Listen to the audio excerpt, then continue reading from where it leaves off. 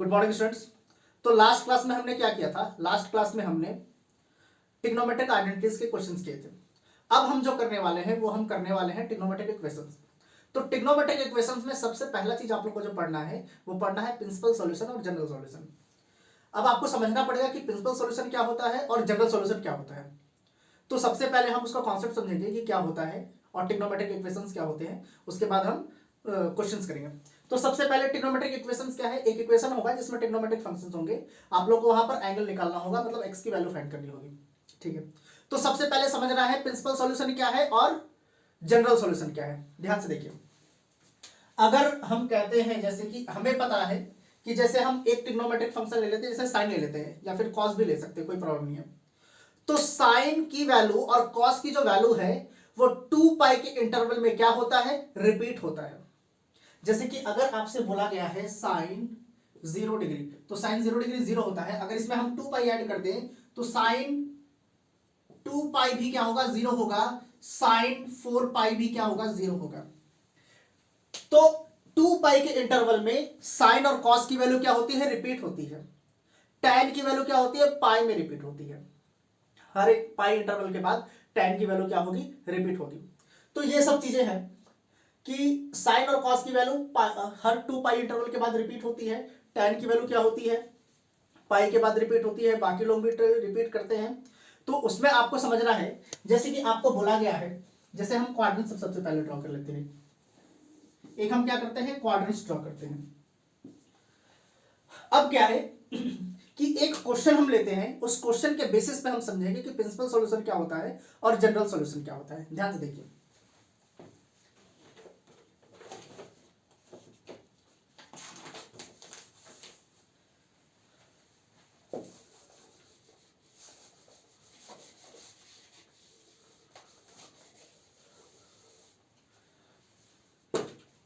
देखिए जैसे कि एक क्वेश्चन दे रखा है आप लोगों को, tan x is equal to root 3। ये क्वेश्चन दे रखा है और आपसे बोला है प्रिंसिपल सॉल्यूशन निकालना है। आपको प्रिंसिपल सॉल्यूशन निकालना है। ठीक है, सबसे पहले हम प्रिंसिपल सॉल्यूशन देखते हैं, प्रिंसिपल सॉल्यूशन कैसे निकालते हैं। तो अब क्या है कि ध्यान से देखिए, सबसे पहले हम देखते हैं कि tan x जो है, यहां पर इसकी वैल्यू क्या दे रखी है? पॉजिटिव दे रखी है। tan x का वैल्यू जो है वो पॉजिटिव दे रखा है। ठीक है, पॉजिटिव दे रखा है। तो सबसे पहले हम देखते हैं कि किस क्वाड्रेंट में कौन सा ट्रिग्नोमेट्रिक फंक्शन पॉजिटिव होता है। तो एक तो फर्स्ट क्वाड्रेंट में सारे के सारे पॉजिटिव होते हैं, और tan जो होता है वो थर्ड क्वाड्रेंट में क्या होता है? पॉजिटिव होता है। थर्ड क्वाड्रेंट में पॉजिटिव होता है। इसका मतलब हमें क्या करना है, यहां पर हमें ये जो एंगल है x, इस x की वैल्यू पता करनी है, और वो वैल्यू कहां की होनी चाहिए? वो फर्स्ट क्वाड्रेंट का होना चाहिए और थर्ड क्वाड्रेंट का होना चाहिए। क्यों होना चाहिए? क्योंकि यहां पर जो वैल्यू है वो पॉजिटिव है, और जो tan फंक्शन होता है वो फर्स्ट क्वाड्रेंट में पॉजिटिव होता है और सेकंड क्वाड्रेंट में पॉजिटिव होता है। ये होता है। तो इसका मतलब यहां पर जो x आप लोग को पता करना है, एक तो फर्स्ट क्वाड्रेंट का करना है और एक थर्ड क्वाड्रेंट का एंगल आप लोग को पता करना है। अब देखिए, अगर हम फर्स्ट क्वाड्रेंट का एंगल पता कर लेते हैं, फर्स्ट क्वाड्रेंट का एंगल, ठीक है, जैसे यहां से हम चले, अगर हम फर्स्ट क्वाड्रेंट की बात करें, यह है फर्स्ट और यह है थर्ड, तो अगर हम यहां से चलते हैं ऐसे पहुंचे तो हम कहां पहुंचेंगे? फर्स्ट क्वाड्रेंट में। और अगर हम यहां से चले और हम पहुंच गए यहां पर, मतलब कि ये हो गया पाई, और यहां पर पहुंच गए तो ये हो गया थर्ड क्वाड्रेंट। तो हम कैसे पहुंचेंगे? थर्ड में पहुंच जाएंगे। अच्छा, हम यहां से ऐसे भी तो आ सकते हैं, एक बार घुमा पाई, ये हो गया 2 पाई, और 2 पाई प्लस करेंगे तो फिर से फर्स्ट क्वाड्रेंट में आ जाएंगे। तो वहां पर भी तो tan की वैल्यू रूट 3 ही होना चाहिए, उस एंगल पर भी। तो इसका मतलब ये है कि tan x, अगर हम यहां पर बोलते हैं tan x is equal to root 3, तो tan का ऐसा कौन सा एंगल है जिस पे ये जो tan x की जो वैल्यू होगी वो रूट 3 हो जाएगी? तो कोई एक एंगल ऐसा नहीं होता, ऐसे बहुत सारे एंगल होते हैं, इनफाइनाइट नंबर ऑफ एंगल्स होते हैं जिसपे tan की वैल्यू जो होगी वो 1/√3, वैसे इनफाइनाइट होते हैं। तो अब क्या है कि हम सारे इनफाइनाइट एंगल्स नहीं पता कर सकते। तो अगर हमें प्रिंसिपल सॉल्यूशन पता करना है तो आप लोगों को एक चीज पता होना चाहिए कि प्रिंसिपल सॉल्यूशन जो होता है, प्रिंसिपल सॉल्यूशन वो हमेशा 0 से बड़ा या बराबर होना चाहिए, या फिर 2 पाई से छोटा होना चाहिए। 2 पाई कहने का मतलब 360 डिग्री। तो प्रिंसिपल सॉल्यूशन जो होता है, अगर जो आप एंगल यहां पर पता कर रहे हैं x का, एक्स का जो हम एंगल अभी पता करेंगे, हम कैसे पता हम करेंगे, उसको सॉल्व करेंगे कि कैसे पता करना है। सबसे पहले समझिए कि प्रिंसिपल सॉल्यूशन जो होता है वो हमेशा 0 और 2 पाई के बीच का ही होगा। 0 हो सकता है और 2 पाई से छोटा होगा, इसके बीच का ही होगा, 2 पाई से बड़ा नहीं हो सकता। और जनरल सॉल्यूशन क्या होगा? जनरल सॉल्यूशन, अब यहां पर x के कौन कौन से एंगल होंगे जो जिसकी वैल्यू यहां पर √3 हो जाएगी, तो ऐसे बहुत सारे इनफाइनाइट नंबर ऑफ एंगल्स हैं। अब उस इनफाइनाइट नंबर ऑफ एंगल्स को अगर हम कंबाइन कर देते हैं, वो सारे एंगल्स को ही हम अगर ले लेते हैं, तो उसको हम कहते हैं जनरल सॉल्यूशन। तो अब क्या होगा कि जनरल सॉल्यूशन में हम सारे एंगल्स को लिख नहीं पाएंगे, तो हम क्या करेंगे, उसको उस सारे एंगल्स को हम एक एक्सप्रेशन के थ्रू रिप्रेजेंट कर देंगे, एक इक्वेशन के थ्रू रिप्रेजेंट कर देंगे। वो इक्वेशन उस सारे एंगल्स को ही रिप्रेजेंट करेगी। अब सबसे पहले हम क्या करने हैं, प्रिंसिपल सॉल्यूशन करने वाले हैं, बाद में हम करेंगे जनरल सॉल्यूशन। तो प्रिंसिपल सॉल्यूशन आप लोगों को समझना है कि प्रिंसिपल सॉल्यूशन हमेशा क्या होना चाहिए, 0 से 2 पाई के बीच में होना चाहिए। ठीक है, तो अब इस वाले पार्ट को मिटाते हैं।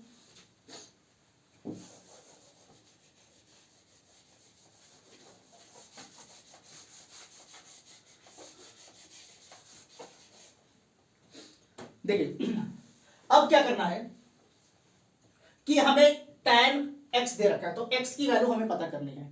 x की ऐसी वैल्यू पता करनी है जहां पर इस एंगल का, इस tan x की वैल्यू √3 होनी चाहिए।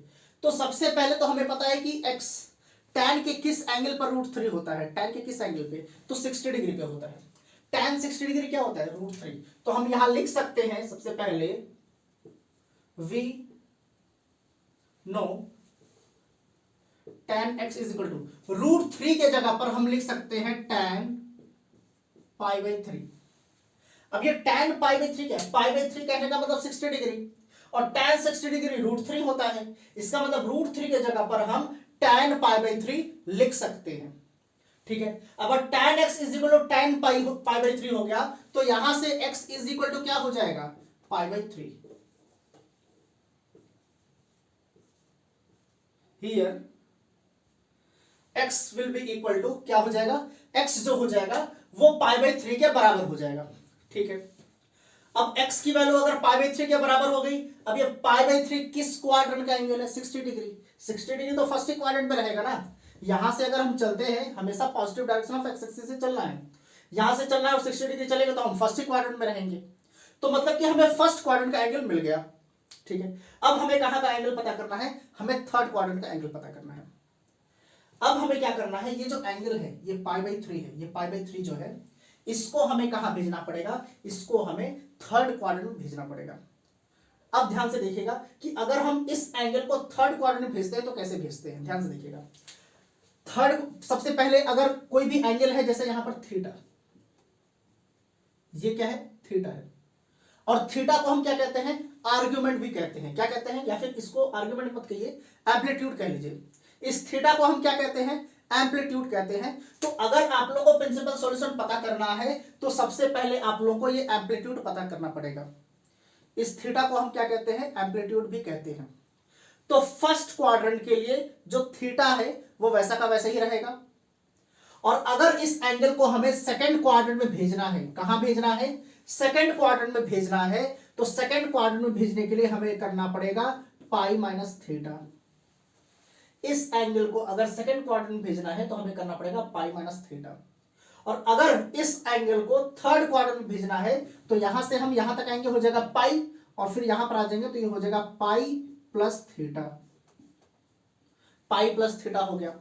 और अगर इस एंगल को हमें फोर्थ क्वाड्रेंट में भेजना है तो फोर्थ क्वाड्रेंट में भेजने के लिए हम क्या करेंगे, अब इस एंगल को फोर्थ क्वाड्रेंट में भेजने के लिए क्या करेंगे, यहां से हो गया पाई और यहां से यहां हो गया 2 पाई, तो 2 पाई यहां से हो गया पाई, ये हो गया 2 पाई और माइनस कर देंगे तो हो जाएगा 2 पाई माइनस थीटा। ये बहुत ही इंपॉर्टेंट है, ये समझना पड़ेगा आप लोगों को, बहुत ही इंपॉर्टेंट है ये, कि अगर ये जो एंगल है इसको हमें फर्स्ट क्वाड्रेंट में भेजना है तो हम करेंगे पाई माइनस थीटा, और अगर इस एंगल को थर्ड क्वाड्रेंट में भेजना है तो पाई प्लस थीटा, और अगर इस एंगल को हमें फोर्थ क्वाड्रेंट भेजना है तो 2 पाई माइनस थीटा। अब हम यहां पर π/2 क्यों नहीं कर रहे हैं, अगर इस एंगल को हमें सेकंड क्वाड्रेंट में भेजना है तो हम यहां से π/2 प्लस भी तो कर सकते हैं, π/2 प्लस थीटा भी तो कर सकते हैं, लेकिन हम नहीं करेंगे। क्यों नहीं करेंगे, क्योंकि अगर हम यहां पर π/2 लेते हैं अगर हम यहाँ पर π/2 लेंगे तो ये tan किस में कन्वर्ट हो जाएगा, दूसरे फंक्शंस में कन्वर्ट हो जाएगा, tan cot में कन्वर्ट हो जाएगा। और हमें फंक्शन अगर यहाँ पर tan है तो हमें यहाँ पर tan ही चाहिए, हम इस tan को कन्वर्ट नहीं करेंगे। और हमें पता है π/2 जब होता है तो ट्रिग्नोमेट्रिक फंक्शन चेंज होते हैं, तो हम कोशिश करेंगे, कोशिश नहीं, हमें यहाँ पर π/2 लेना ही नहीं है, हमें सिर्फ पाई ही लेना है, क्योंकि हमें पता है पाई पे ट्रिग्नोमेट्रिक फंक्शन चेंज नहीं होते। तो यहाँ पर tan है तो tan ही रहेगा, वो चेंज नहीं होगा।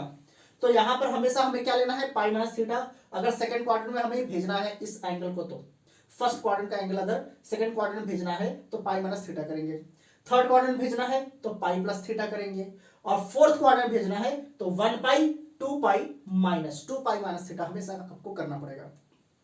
ठीक है, तो ये तो हमें पता चलेगा कि किसी क्वाड्रेंट में अगर हमें भेजना है तो हमें क्या करना पड़ेगा। अब देखिए, हमें यहां पर x की दो वैल्यूज पता करनी थी। दो वैल्यूज क्यों पता करनी थी, क्योंकि ये जो tan फंक्शन है ये पॉजिटिव नंबर दे रखा है, और tan जो होता है वो फर्स्ट क्वाड्रेंट में पॉजिटिव होता है और थर्ड क्वाड्रेंट में पॉजिटिव होता है। दो क्वाड्रेंट्स में पॉजिटिव होता है, तो दो एंगल्स हमें निकालना पड़ेगा। एक तो फर्स्ट क्वाड्रेंट का एंगल हमने निकाल दिया, ये क्या हो गया, π/3, मतलब ये थीटा की वैल्यू जो है, थीटा की वैल्यू π/3 होगी। अब हमें थर्ड क्वाड्रेंट का एंगल निकालना है, क्योंकि थर्ड क्वाड्रेंट में tan पॉजिटिव होता है, तो थर्ड क्वाड्रेंट में भेजने के लिए हमें क्या करना पड़ेगा, पाई प्लस थीटा करना पड़ेगा। यहां पर हम लिख देंगे again tan x is equal to, यहां पर tan है तो हम tan ही लेंगे, और ये क्या है, थीटा है, क्या है ये, थीटा। तो इस थीटा को जब हम थर्ड में भेज रहे हैं तो क्या करना पड़ेगा पाई प्लस थीटा करना पड़ेगा। तो हम यहां कर देंगे पाई प्लस थीटा, थीटा क्या है यहाँ पर π/3, तो π/3 हो जाएगा। और यहां से x इज इक्वल टू क्या निकल जाएगा, 3 इंटू पाई कितना होता है, 3 पाई, 3 पाई प्लस पाई कितना होता है, 4 पाई/3। और ये आपका हो गया प्रिंसिपल सॉल्यूशन। तो आपका जो प्रिंसिपल सॉल्यूशन हो जाएगा, यहां से प्रिंसिपल सॉल्यूशन वो हो जाएगा पाई/3 और क्या हो जाएगा 4 पाई/3। ये दो आपके प्रिंसिपल सॉल्यूशन हो जाएंगे, ये दो प्रिंसिपल सॉल्यूशन निकल कर आ गया। अब इस चीज को समझने के लिए आप लोग को ये पता होना चाहिए, सबसे पहले हम क्या करते हैं, थीटा पता करते हैं। अब थीटा पता करते हैं, उसके बाद जिस जिस क्वाड्रेंट में हमें भेजना है हम वहां पर भेज देते हैं उसको। सेकंड क्वाड्रेंट के लिए पाई माइनस थीटा, थर्ड के लिए पाई प्लस थीटा, और फोर्थ के लिए 2 पाई माइनस थीटा। बाकी और कुछ भी नहीं करेंगे हम, यहाँ पर π/2 नहीं लेंगे, ध्यान रखिएगा π/2 नहीं लेना है। तो ये हो गया आपका प्रिंसिपल सॉल्यूशन। अब एक और क्वेश्चन लेते हैं, उसको ट्राई करते हैं, देखते हैं उसको कैसे होगा।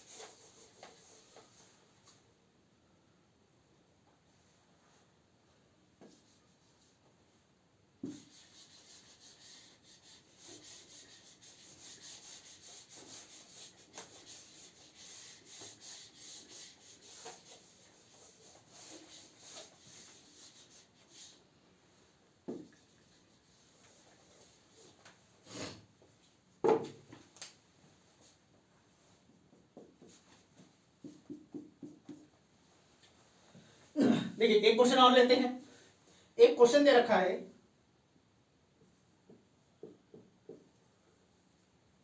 Cosec x is equal to -2, cosec x is equal to -2 दे रखा है, और आपसे बोला है प्रिंसिपल सॉल्यूशन पता करना है। ठीक है, तो सबसे पहला काम हमारा क्या होता है, प्रिंसिपल सॉल्यूशन जब भी हमें देखना है तो सबसे पहला काम क्या है, सबसे पहला काम हमें देखना है कि ये पॉजिटिव है कि निगेटिव है। तो हमने देखा ये क्या है, ये निगेटिव है। तो अब हमें चेक करना है कोसेक फंक्शन, कोसेक फंक्शन किस किस क्वाड्रेंट में निगेटिव होता है।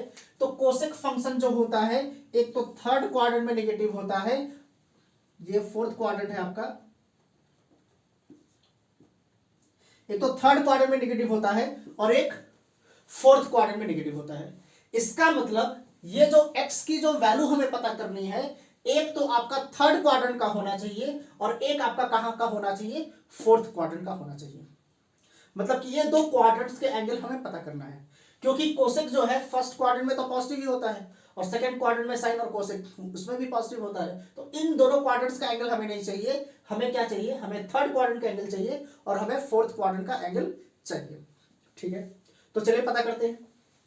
सबसे पहले इस नेगेटिव साइन को थोड़ी देर के लिए भूल जाइए, हम नेगेटिव साइन करेंगे उसको पता करेंगे, लेकिन थोड़ी देर के लिए नेगेटिव साइन भूल जाइए। हम यहां लिख देंगे वी नो, अब देखिए कोसेक के किस एंगल पे 2 होता है, कोसेक के किस एंगल पर 2 होता है। सबसे पहले हम इस नेगेटिव साइन को थोड़ी देर के लिए आप लोगों को भूल जाना है। सबसे पहले हमें थीटा पता करना है, फिर तो हम ये पता करेंगे पाई प्लस थीटा और 2 पाई माइनस थीटा, तभी तो हम करेंगे। लेकिन सबसे पहले हमें थीटा पता होना चाहिए। तो फर्स्ट क्वाड्रेंट में तो सारे के सारे ट्रिग्नोमेट्रिक फंक्शंस पॉजिटिव होते हैं, इसलिए हमें यहां से ये जो नेगेटिव साइन है, इस नेगेटिव साइन को थोड़ी देर के लिए भूलना पड़ेगा। हमें मानना पड़ेगा कि cosec x is equal to 2 है। अब कोसेक के किस एंगल पर 2 होता है ये हमें पता करना है। तो कोसेक के 30 डिग्री पर 2 होता है, cosec 30 degree is equal to 2 होता है। तो हम लिख देंगे यहां वी नो कोसेक 30 कहने का मतलब pi by 6 is equal to 2, cosec pi by 6 is equal to 2। हमें पता है कि pi by 6 cosec pi by 6 2 होता है। ठीक है, लेकिन हमें यहां 2 नहीं चाहिए, हमें यहां पर क्या चाहिए, हमें यहां पर -2 चाहिए। हमें यहां पर क्या चाहिए, -2 चाहिए। अब हमें क्या करना पड़ेगा, ये जो एंगल है, ये एंगल क्या है, पाई बाय 6 कहने मतलब 30 डिग्री। 30 डिग्री जो है ये फर्स्ट क्वाड्रेंट का एंगल है। इस फर्स्ट क्वाड्रेंट के एंगल को, अब ये फर्स्ट क्वाड्रेंट का एंगल है, फर्स्ट क्वाड्रेंट में सारे के सारे ट्रिग्नोमेट्रिक फंक्शंस पॉजिटिव होते हैं, इसलिए यहां पर पॉजिटिव साइन है। अब इस एंगल को जैसे ही हम थर्ड क्वाड्रेंट में भेजेंगे, इसका साइन हमें चेंज करना पड़ेगा, ये हो जाएगा माइनस साइन। ठीक है, अब देखिए ध्यान से कैसे करेंगे। हम यहां लिखेंगे नाउ कोसेक, ये क्या है आपका, ये आपका थीटा है, क्या है ये, थीटा। अब हमें थर्ड क्वाड्रेंट का चाहिए, तो हमें करना पड़ेगा पाई प्लस थीटा। तो हम यहां करेंगे पाई प्लस थीटा के जगह पर क्या लिखेंगे, pi by 2, sorry pi by 6, तो यहां पर हो जाएगा पाई बाय 6। अब ये जो एंगल है, ये एंगल किस क्वाड्रेंट का है, थर्ड क्वाड्रेंट का है। तो ये जो पॉजिटिव 2 है ये -2 में कन्वर्ट हो जाएगा, ये आप लोगों को पता होना चाहिए, क्योंकि एंगल किस क्वाड्रेंट का है, थर्ड क्वाड्रेंट का है। थर्ड क्वाड्रेंट में कोसेक फंक्शन नेगेटिव होता है, तो हम यहां पर माइनस साइन लगाएंगे। ठीक है, अब यहां से अगर हम कंपेयर करें -2 तो cosec pi plus pi by 6 cosec x के बराबर हो गया, तो x जो होगा इसी के तो बराबर होना चाहिए, क्योंकि कोसेक x -2 कोसेक दिस -2, मतलब कि x इसके बराबर होना चाहिए। तो हम यहां लिख देंगे फ्रॉम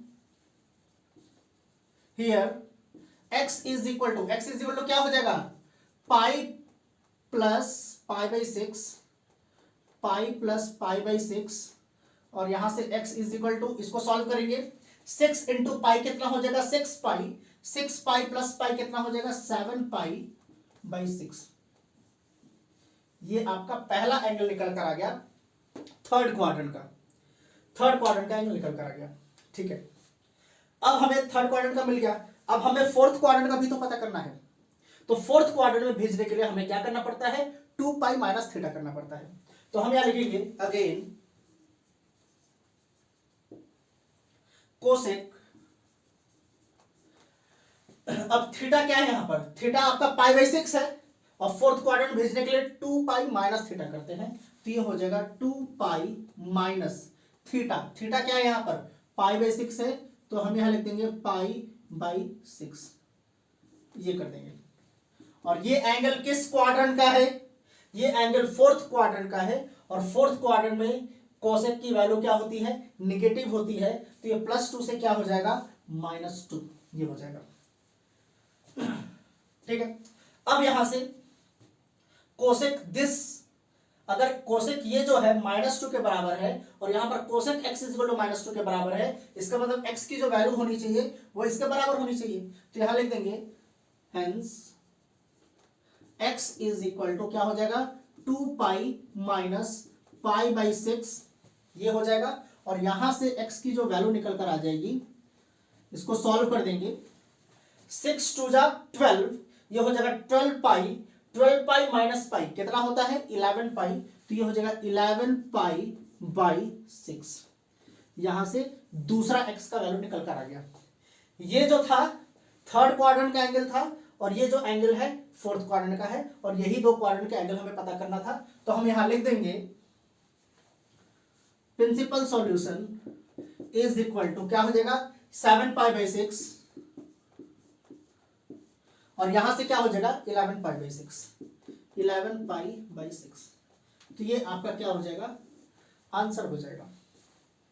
तो प्रिंसिपल सॉल्यूशन हो गया 7π/6 और 11π/6। बहुत ही आसानी से हो गया, लेकिन इसके लिए आप लोगों को पता होना चाहिए कि किस किस क्वाड्रेंट में कौन सा ट्रिग्नोमेट्रिक फंक्शन पॉजिटिव होता है और नेगेटिव होता है। ठीक है, वो तो पता चल गया। तो सबसे पहला काम तो आप लोगों का होगा थीटा पता करना, फिर उसके बाद थीटा को हमें शिफ्ट करना पड़ता है सेकंड, थर्ड और फोर्थ क्वाड्रेंट में। तो कैसे करेंगे, अगर सेकंड क्वाड्रेंट भेजना है तो पाई माइनस थीटा, थर्ड में भेजना है तो पाई प्लस थीटा करना पड़ेगा, और फोर्थ में भेजना है तो 2π माइनस थीटा करना पड़ेगा। आप लोग का आंसर आराम से निकल कर आ जाएगा।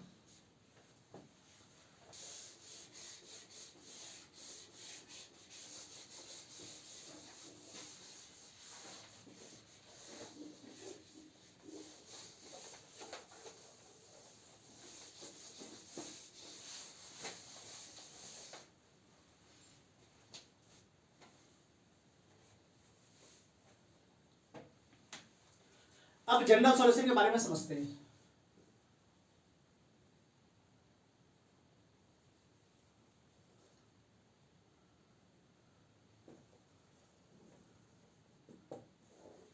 जनरल सॉल्यूशन क्या होता है इसके बारे में समझते हैं। अब देखिए ध्यान से, कोई भी एक छोटा सा एग्जांपल लेते हैं। जैसे कि अगर हम बोले sine x is equal to 1/2, sine x is equal to 1/2। अब हमें पता है साइन के किस एंगल पर 1/2 होता है, तो हमें पता है कि साइन 30 डिग्री जो होता है वो 1/2 होता है। ठीक है, 30 डिग्री होता है। इसका मतलब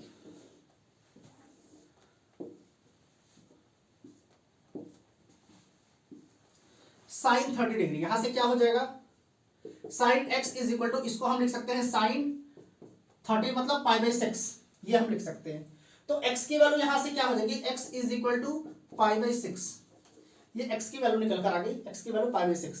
लेकिन ऐसा सिर्फ एक एंगल नहीं है जिसपे साइन की वैल्यू 1/2 होती है। ऐसे इनफाइनाइट नंबर ऑफ एंगल्स है जहां पर x की वैल्यू 1/2 होगी। हमें पता है कि 2π अगर हम ऐड करते चले जाते हैं तो आपका जो ट्रिग्नोमेट्रिक फंक्शन का जो वैल्यू है वो, जैसे साइन का, जो हम साइन का ले रहे हैं तो साइन का अगर हम लेते हैं तो 2π ऐड करते चले जाइए, जो भी एंगल आता जाएगा उसकी वैल्यू वही रहेगी। जैसे कि साइन 90 डिग्री या 0 डिग्री ले लीजिए।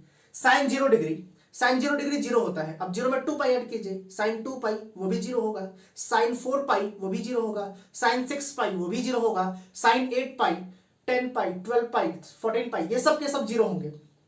अब क्या है कि ये सारे एंगल्स तो हम एक साथ लिख नहीं सकते, कोई इनफाइनाइट है वो तो कभी खत्म ही नहीं होगा।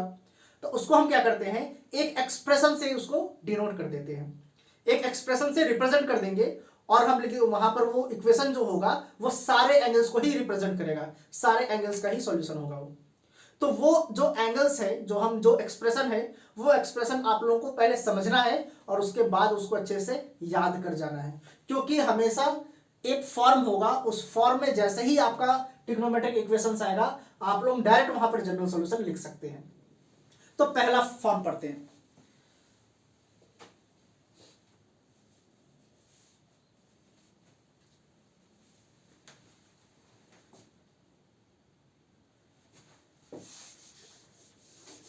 देखिए जैसे कि पहला फॉर्म पढ़ते हैं। अगर ऐसा फॉर्म है कुछ, sine x is equal to sine y, अगर ऐसा फॉर्म है, लेफ्ट हैंड साइड में sine x is equal to sine y है, तो यहां पर जो जनरल सॉल्यूशन होता है वो क्या हो जाएगा आपका, x इज इक्वल टू, यहां पर होता है n पाई, क्या होगा n pi plus -1 to the power n y, ये होता है आपका sin x is equal to sine y. अगर ऐसा कोई फॉर्म है तो आपका जनरल सॉल्यूशन जो हो जाएगा वो हो जाएगा x is equal to n pi plus -1 to the power n y, ये हो जाएगा। और यहां पर n क्या है, यहां पर n जो है वो इंटीजर है आपका, क्या है n जो है वो इंटीजर है। x बिलोंग्स टू इंटीजर, मतलब आप कोई इंटीजर ले सकते हैं, डेसिमल या फ्रैक्शन हम नहीं ले सकते। ठीक है, अब इस चीज को समझते हैं इस क्वेश्चन के हिसाब से कि ये सही है कि नहीं। अब देखिए यहां पर क्या दे रखा था, sine x is equal to 1/2, मतलब कि यहां पर वैल्यू कैसी है, पॉजिटिव है। अब हमें पता है कि साइन की जो वैल्यू होती है वो फर्स्ट क्वाड्रेंट और सेकंड क्वाड्रेंट में पॉजिटिव होती है। इसका मतलब ये जो एंगल को रिप्रेजेंट कर रहा है वो एंगल्स सिर्फ फर्स्ट क्वाड्रेंट का होना चाहिए और सेकंड क्वाड्रेंट का होना चाहिए, थर्ड और फोर्थ का नहीं होना चाहिए। क्यों नहीं होना चाहिए, क्योंकि यहां पर वो वैल्यू निगेटिव हो जाएगा जैसे उसको हम थर्ड और फोर्थ में भेज रहे हैं तब। इसलिए हमें क्या चाहिए, ये इक्वेशन जो है वो रिप्रेजेंट करना चाहिए, किसको रिप्रेजेंट करना चाहिए, फर्स्ट क्वाड्रेंट और सेकंड क्वाड्रेंट को रिप्रेजेंट करना चाहिए। ठीक है, अब कैसे करेंगे ध्यान से देखिए, यहां पर क्या दे रखा है, sine x is equal to 1/2, तो अब हमें इसको इस फॉर्म में लेकर आना पड़ेगा। तो हमने यहां पर लेकर आया sine x is equal to sine pi 6, ये x है आपका और ये वाला पार्ट क्या हो जाएगा आपका, y हो जाएगा। क्या हो जाएगा, y। इसका मतलब यहां पर y की वैल्यू क्या है, आपकी y की वैल्यू है पाई 6 और ये x वैसे का वैसे ही रहेगा। x वैसे का वैसे क्यों रहेगा, क्योंकि x उन सारे एंगल्स को रिप्रेजेंट कर रहा है जो कि फर्स्ट क्वाड्रेंट के हैं और सेकंड क्वाड्रेंट के हैं, उन सारे एंगल्स को रिप्रेजेंट कर रहा है। ठीक है, अब हमें क्या करना है, y की वैल्यू तो चलिए पाई 6 यहां से हमें पता चल गया। अब हम यहां पर y की वैल्यू पाई 6 रखेंगे और उसके बाद n की वैल्यूज को चेंज करेंगे। n क्या है, यहां पर इंटीजर है, तो हम n की वैल्यू को चेंज करते रहेंगे, कभी 1 रखेंगे, फिर 2 रखेंगे, फिर 3 रखेंगे, और उसको सॉल्व करने से जो भी यहां पर x की जो वैल्यू आएगी वो फर्स्ट क्वाड्रेंट का ही होना चाहिए और सेकंड क्वाड्रेंट का ही होना चाहिए। देखिए ट्राई करते हैं, यहां से x इज इक्वल टू, यहां पर क्या है, चलिए n की वैल्यू हम पहले 1 ले लेते हैं, 1 ले लेते हैं, तो 1 लेते हैं तो ये हो जाएगा 1 पाई को हम पाई लिख सकते हैं, और अगर n की वैल्यू 1 लिया है तो यहां पर 1 हो जाएगा, तो -1 टू द पावर 1 कितना होता है, -1, तो यहां पर हम माइनस लिख देंगे, -1 इंटू वाई माइनस वाई होगा, और y यहां पर हमारा क्या है, पाई 6 है, तो यहां पर क्या हो जाएगा, पाई 6, ये हो जाएगा। अब देखिए ये जो एंगल है पाई माइनस पाई 6, ये क्या है, ये एक्यूटी एंगल तो है, पाई माइनस, अब हम करते हैं यहां से पाई और माइनस बोला है तो हम पहुंच गए सेकंड क्वाड्रेंट में। देखिए हम सेकंड क्वाड्रेंट में पहुंच गए, ये सेकंड क्वाड्रेंट का एंगल है।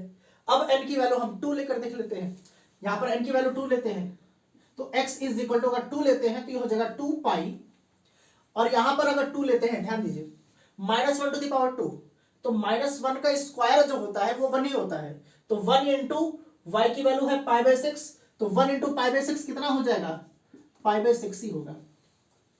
अब ये पाई 6 तो एक्यूट एंगल है, और अगर हम चेक करें कि ये एंगल जो है किस क्वाड्रेंट को बिलोंग करता है, तो क्या बोला है यहाँ पर 2 पाई प्लस पाई 6, तो अगर हम यहां से चलते हैं 1 पाई 2 पाई और क्या बोला है प्लस, तो हमें आगे बढ़ना है, आगे बढ़ेंगे तो हम पहुंच गए फर्स्ट क्वाड्रेंट में। देखिए फर्स्ट क्वाड्रेंट में एंगल मिल गया सेकंड क्वाड्रेंट का। अब ऐसा भी हो सकता है कि हम ऐसे घूम कर आए फिर इसमें सेकंड में आ गए, तो सीधी सी बात है, अब n की वैल्यू हम 3 रखेंगे, चलिए 3 रखते हैं, अगर x की वैल्यू 3 रखते हैं तो ये हो जाएगा 3 पाई, अब -1 के पावर में 3, तो क्या हो जाएगा, -1 ही आएगा, -1 इंटू पाई 6 कितना हो जाएगा, -पाई 6। अब ये एंगल चेक करते हैं किसको किससे बिलोंग करता है, तो यहां पर बोला है 3 पाई, ये हो गया 1 पाई 2 पाई 3 पाई, ये हो गया 3 पाई, और यहां पर क्या बोला है माइनस, तो माइनस हम पीछे आ जाएंगे, मिल गया सेकंड क्वाड्रेंट का। यहां पर आप n की वैल्यू कोई भी इंटीजर रखिए, वो एंगल्स जो होगा वो या तो फर्स्ट क्वाड्रेंट का होगा या तो वो सेकंड क्वाड्रेंट का होगा। ये चीज आप लोगों को बहुत अच्छे से ध्यान रखना है। तो आप लोगों को ये तो बस समझने के लिए था, ये कॉन्सेप्ट समझने के लिए था, आप लोगों को मेन जो याद रखना है ये याद रखना है कि अगर आपका जो फॉर्म है, आपका जो फॉर्म है, अगर sin x is equal to sine y है, तो आप सीधा सीधा लिख देंगे, जनरल सॉल्यूशन जो होगा आपका हो जाएगा x is equal to n pi plus -1 to the power n y, और यहां पर n जो होना चाहिए वो इंटीजर होना चाहिए, तो ये आप डायरेक्ट यहां लिख देंगे, वो आपका जनरल सॉल्यूशन हो जाएगा। आपको इसका प्रूफ देने की जरूरत नहीं है, आप डायरेक्ट लिख सकते हैं। ठीक है, तो अगर sin x to sine y है तो हम आपका ये लिखना पड़ेगा, इस वाले पार्ट को मिटाते हैं,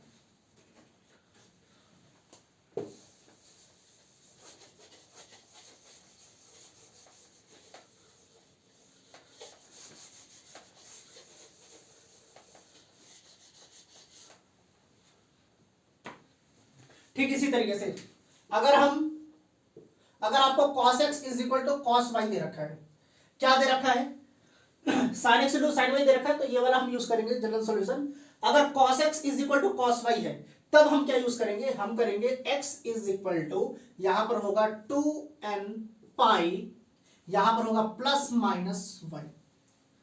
ये हो जाएगा जनरल सॉल्यूशन। कब, जब cos x is equal to cos y के फॉर्म में है तब हम ये जनरल सॉल्यूशन यूज करेंगे।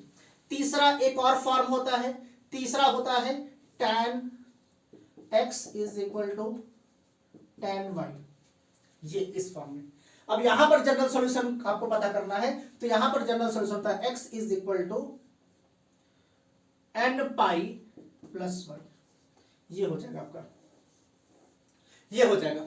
अब यहां पर आप लोग n की वैल्यू कुछ भी रखकर देखिए, n की, यहां पर भी n क्या है, n belongs to integer, n belongs to integer, यहां पर भी n बिलोंग्स टू इंटीजर, मतलब कि n जो है वो इंटीजर है। आप यहां पर n की कोई भी वैल्यू रखकर देखिए, वो आपको उसी क्वाड्रेंट का ही मिलेगा, किसी दूसरे क्वाड्रेंट का नहीं मिलेगा। इस चीज को ध्यान रखिए आप लोग हमेशा। तो अब क्या है कि ये तीन फॉर्म जो है, ये तीन फॉर्म आप लोगों को एकदम दिमाग में छाप लेना है, क्योंकि जब प्रिंसिपल सॉल्यूशन और जनरल सॉल्यूशन आता है तो ये आइडेंटिटीज बहुत काम आते हैं। ये जनरल सॉल्यूशन है तो इसको आप लोग डायरेक्ट लिख देंगे, आंसर आपका आ जाएगा, फट से आंसर आ जाएगा। बस एक्सप्रेशन को आप लोग को या तो sin x sin y के फॉर्म में लेकर आना है, या तो cos x cos y के फॉर्म में लेकर आना है, या तो tan x tan y के फॉर्म में लेकर आना है, फिर आसानी से आप लोग सॉल्व कर सकते हैं। अभी क्या है कि हम एक तो क्वेश्चंस लेते हैं, इस टाइप के क्वेश्चंस को हम सॉल्व करते हैं, देखते हैं कैसे होगा।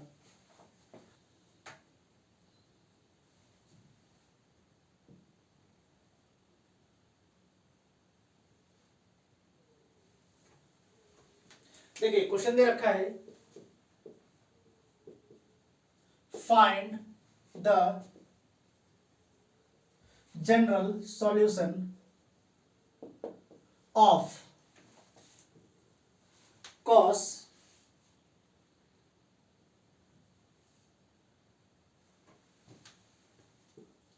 4x is equal to cos 2x। ये फॉर्म आप लोग को दे रखा है और आपसे बोला है आप लोग को जनरल सॉल्यूशन पता करना है। तो सीधी सी बात है, ये तो डायरेक्ट ही उस फॉर्म में है। cos x, इसको थोड़ी देर के लिए हम x मान लेंगे और इसको थोड़ी देर के लिए हम क्या कर लेंगे, y मान लेंगे।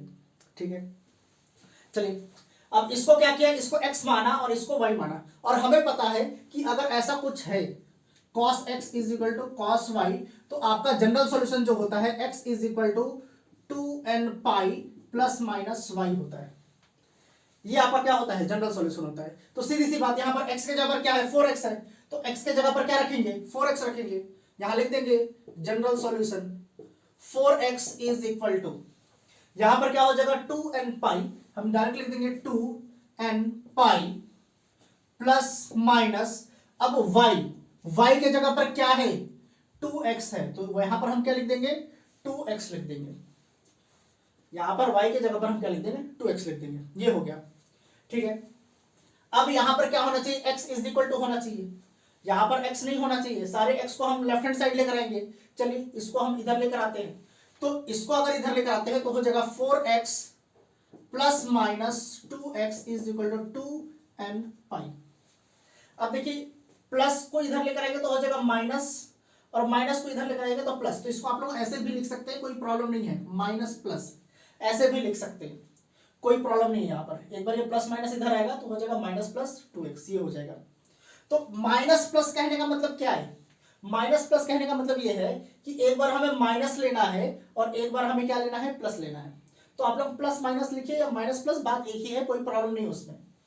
तो यहां से अगर इसको हम सॉल्व करते हैं तो ये हो जाएगा हियर 4x, पहले माइनस ले लेते, minus 2x is equal to 2n pi, और यहां पर और अब एक बार हम क्या लेंगे प्लस, तो ये हो जाएगा 4x plus 2x is equal to 2n pi, ये हो जाएगा।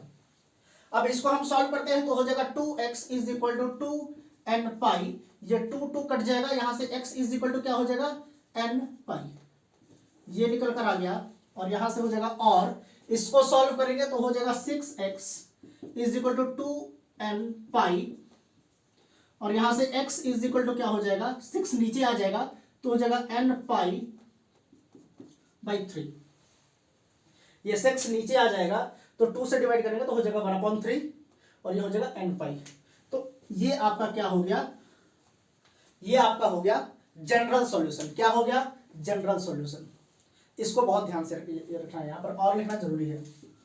और देखिए कुछ भी नहीं करना है, cos x is equal to cos y के फॉर्म में, या तो sin x is equal to sin y के फॉर्म में, या तो tan x is equal to tan y के फॉर्म में लेकर आना है। उसके बाद इसको फर्दर सॉल्व कर देना है, आराम से सॉल्व हो जाएगा, कोई इसमें डाउट वाली बात नहीं है, बहुत ही इजी है। बस आप लोगों को वो फॉर्म पता होना चाहिए, जनरल सॉल्यूशन का इक्वेशन पता होना चाहिए। एक क्वेश्चन और लेते हैं, ट्राई करते हैं। देखिए दे रखा है sin x plus sin 3x plus sin 5x is equal to 0। ये दे रखा है आप लोगों को, और आप लोगों को बोला है आप लोगों को क्या करना है, जनरल सॉल्यूशन निकालना है।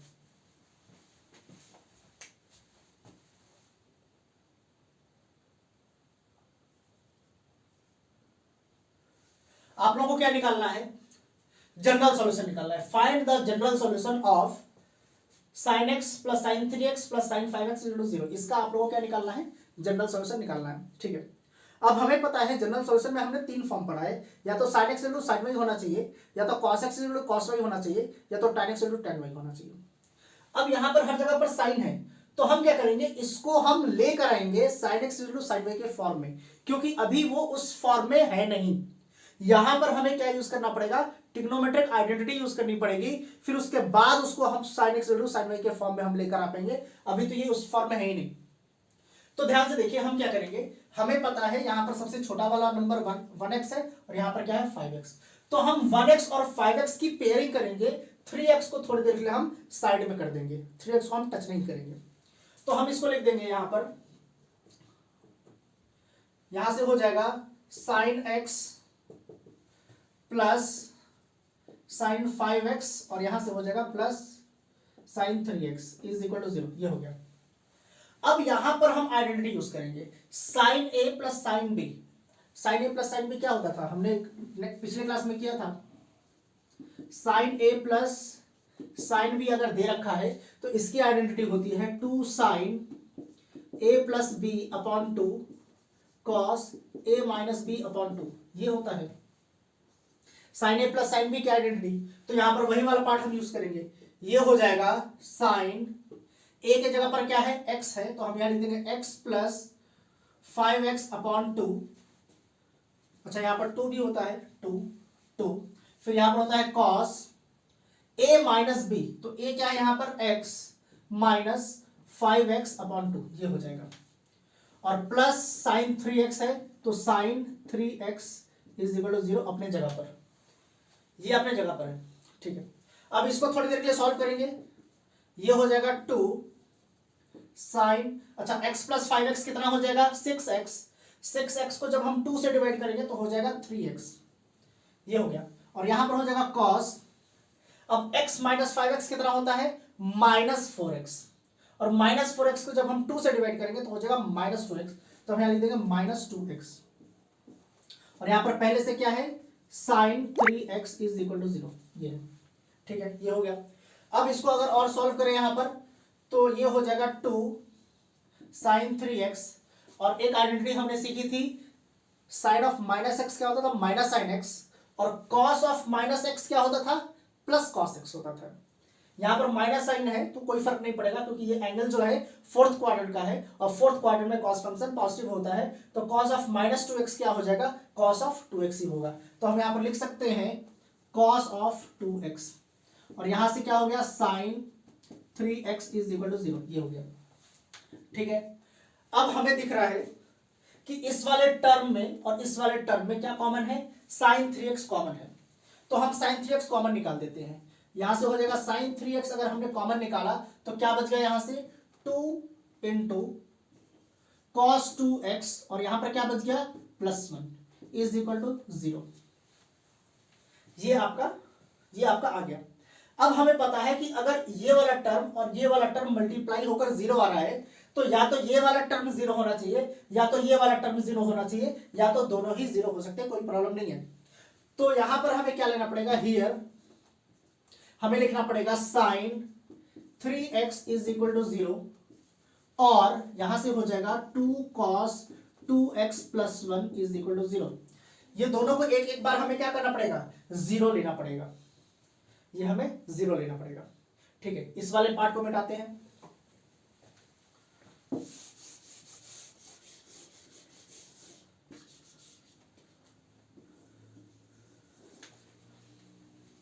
अब ध्यान से देखना है, यहां पर है sign 3x is equal to 0।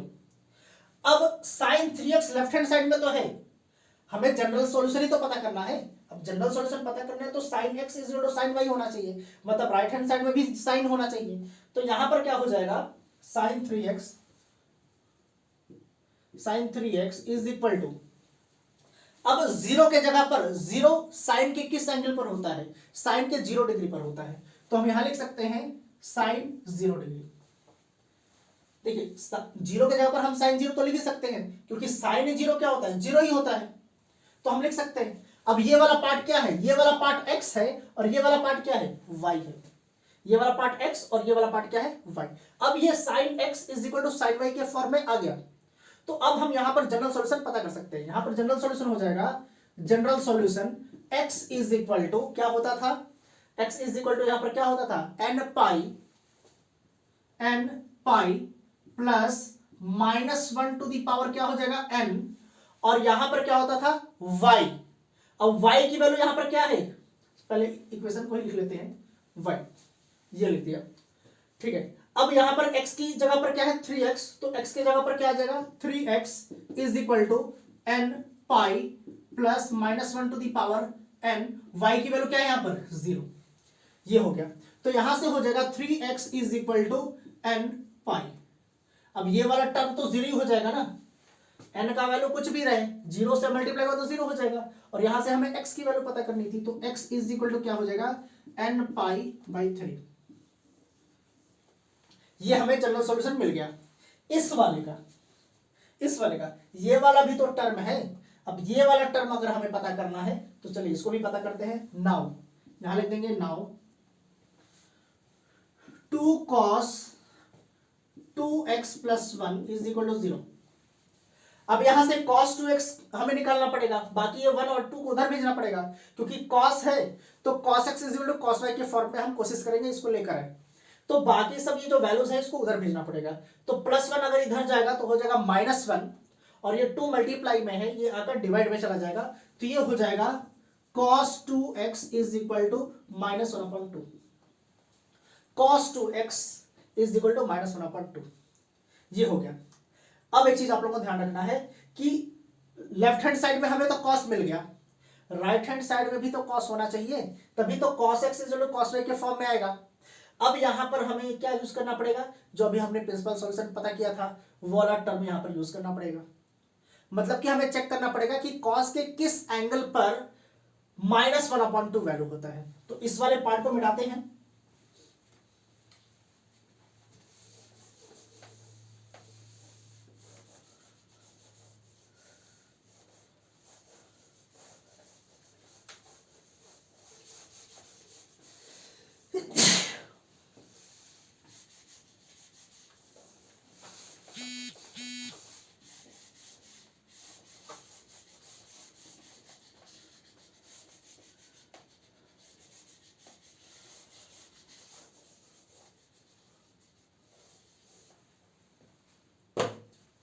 देखिए इसको इक्वेशन फर्स्ट मान लेते हैं। क्या करते हैं, इक्वेशन फर्स्ट मान लेते हैं। ठीक है, अब इक्वेशन फर्स्ट में यहां पर आपको लिखना पड़ेगा वी नो।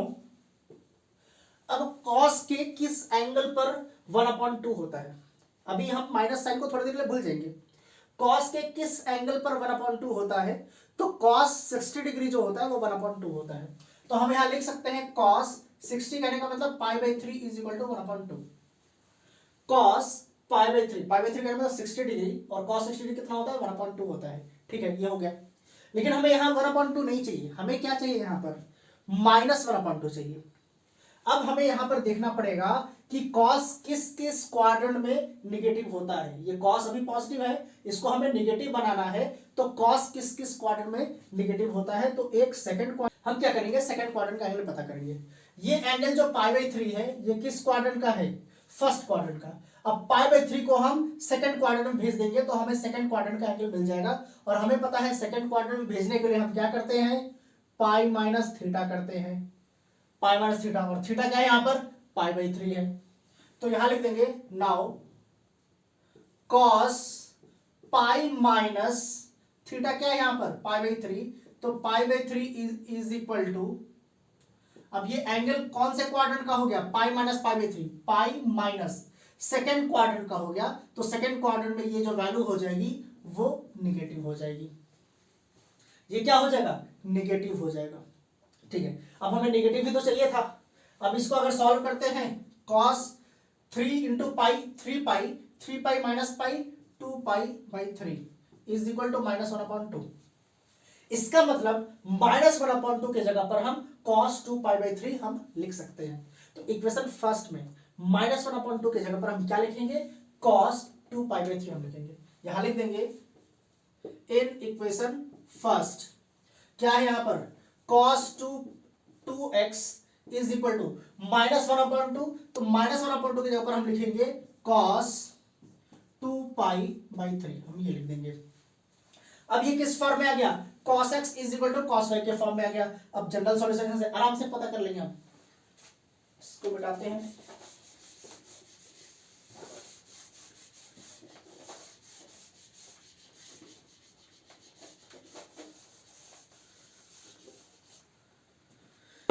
अब यहां से जनरल सॉल्यूशन क्या हो जाएगा आपका, general solution x is equal to होता है, यहां लिख लेते हैं x, जब cos x is equal to cos y होता है तो जनरल सॉल्यूशन क्या होता है, x इज इक्वल टू क्या हो जाएगा 2nπ प्लस माइनस y।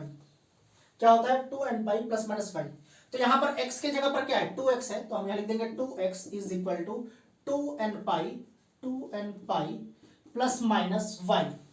और y हमारा क्या है यहाँ पर 2π/3, तो हम यहां लिख देंगे 2π/3, ये लिख देंगे। अब यहां पर हमें x की वैल्यू पता करनी होती है, तो यहां पर क्या करेंगे 2 को नीचे भेज देंगे, तो 2 से इसको भी डिवाइड कर देंगे, 2 से इसको भी डिवाइड करेंगे और 2 से इसको भी डिवाइड करेंगे। तो ये हो जाएगा x इज इक्वल टू 2 और यहां का 2 कॉमन निकाल दिया तो 2 और 2 कट जाएगा, यहां पर बचेगा nπ, यहां पर बचेगा nπ प्लस माइनस यहां पर हो जाएगा π/3।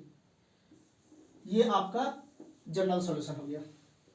एक जनरल सॉल्यूशन है x इक्वल टू nπ/3 और एक जनरल सॉल्यूशन हो गया x equal to nπ plus minus π/3। ये 2 यहां से क्या हो जाएगा, कैंसिल आउट हो जाएगा। तो आप यहां पर लिख देंगे, यहां पर हम लिख देंगे general solution is equal to, एक है nπ/3 और यहां से हो गया nπ प्लस माइनस π/3। ये आपका जनरल सॉल्यूशन निकल कर आ गया। लेकिन इसमें बहुत चीजें हैं, छोटा सा है लेकिन बहुत सारी चीजें हैं इसमें, किस किस क्वाड्रेंट में भेजना है, किस क्वाड्रेंट में कौन सा ट्रिग्नोमेट्रिक प्लस होता है माइनस होता है, ये सब चीजें आप लोगों को पता होना चाहिए। और जनरल सॉल्यूशन जब पता करते हैं तो 3 ही फॉर्म होते हैं, sin x equal to sin y, cos x equal to cos y, tan x equal to tan y। अगर वो उस फॉर्म में नहीं है, जैसे कि अभी जो हमने क्वेश्चन किया वो उस फॉर्म में नहीं था, तो उसको आप लोग को सॉल्व करना पड़ेगा। सॉल्व कर अगर हम उस फॉर्म में लेकर आएंगे तब जनरल सॉल्यूशन पता करेंगे, जैसे कि हमने यहां पर किया। तो ये जो है आपका जनरल सॉल्यूशन निकल कर गया nπ/3, एक आ गया nπ प्लस माइनस π/3। ये बहुत ज्यादा इंपॉर्टेंट क्वेश्चन है, एग्जाम में आता है, इस चीज को ध्यान रखिएगा, इसलिए इसको अच्छे से समझना है। तो आज हमारा ट्रिग्नोमेट्रिक इक्वेशंस कंप्लीट हो चुका है। अगर आप लोग को इसमें और कंफ्यूजन होगा तो इसका एक वीडियो और मैं डाल दूंगा, कमेंट बॉक्स में आप लोग डाल दीजिएगा। नेक्स्ट क्लास में हम क्या करने वाले हैं, सॉल्यूशन ऑफ ट्रायंगल्स, जिसमें साइन रूल और कोसाइन रूल होता है। बहुत ही ज्यादा इंपॉर्टेंट है, इसके क्वेश्चंस आते हैं। Sine rule and cosine rule, ये दोनों इंपॉर्टेंट है। इसका हम प्रूफ भी करेंगे इसको, उसके बाद तो हम इसके कुछ क्वेश्चंस भी करने वाले हैं। तो पहले आप लोगों को इस पे कुछ क्वेश्चंस करना है, किसी भी बुक से कैसा भी क्वेश्चन उठाइए, प्रिंसिपल सॉल्यूशन और जनरल सॉल्यूशन पता कीजिए, वो एकदम अच्छे से आप लोग को पता होना चाहिए। फिर हम नेक्स्ट क्लास में क्या करेंगे, सॉल्यूशन ऑफ ट्रायंगल करेंगे।